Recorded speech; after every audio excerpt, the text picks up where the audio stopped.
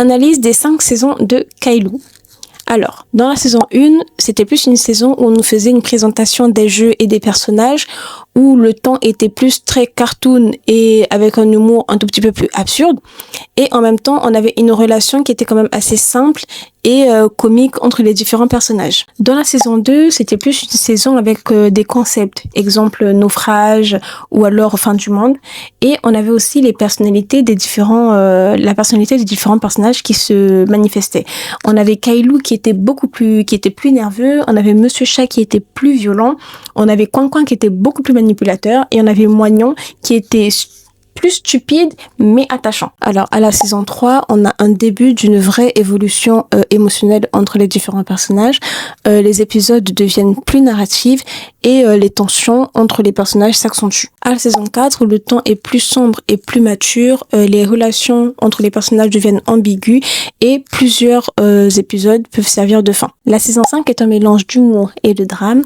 Il y a une exploration plus approfondie des différents personnages et il y a aussi plusieurs épisodes conclusifs possibles de par les différents épisodes qui ont été créés où on a l'impression que c'est la fin de Kailou.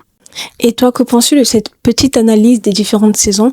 Pour ma part, je me suis un peu basée sur les différents épisodes que j'ai re-regardés récemment et les épisodes spéciaux. Et pour ma part, je trouve ça assez cohérent. En sachant qu'au début, c'était vraiment très doux, très mignon. On n'avait pas vraiment de trucs assez complexe à l'intérieur, c'était vraiment tout beau, tout rose, tout mignon, tout humour.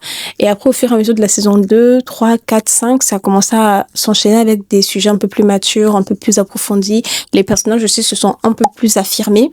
Et je trouve que c'est quand même super intéressant de regarder cela de cet angle-là et de ne pas juste regarder dans le sens où c'est une grenouille, un chat, un écureuil, un canard et d'autres écureuils qui vivent dans un pays trop mignon et qui veulent pas grandir, alors que concrètement, on a eu plusieurs épisodes qui disent il y a plusieurs épisodes qui disent que ils peuvent quitter le pays trop mignon, comme Moignon, qui a, à un moment donné, grandi et qui devait quitter le pays trop mignon. On a aussi le fait il y a des épisodes spéciaux où Moignon voulait réécrire, l'univers du pays trop mignon avec Ursula. Et, vous voyez, c'est en fait ça, qui change un tout petit peu. Et moi, je trouve ça quand même super intéressant. Et j'aimerais beaucoup avoir votre avis sur le sujet.